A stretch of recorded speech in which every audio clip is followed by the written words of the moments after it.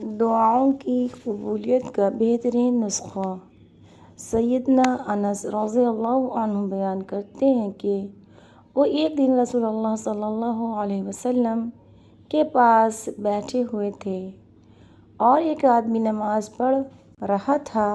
नमाज पढ़ने के बाद उसने इन अल्फाजों के साथ दुआ की, अल्लाहुम्मा इन्नी अस्अलुका बिअन्ना लकल हस्दु ला इलाहा इल्ला अंतल मन्नानु बदीउस समावाति वल अर्दि या ज़ल जलाली वल इकरामी या हय्यु या क़य्यूम।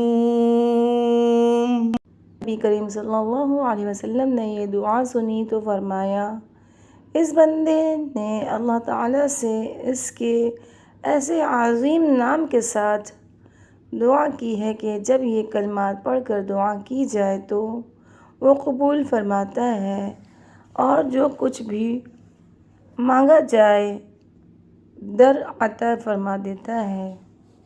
ये हदीस है सुनन अबू दाऊद की 1495।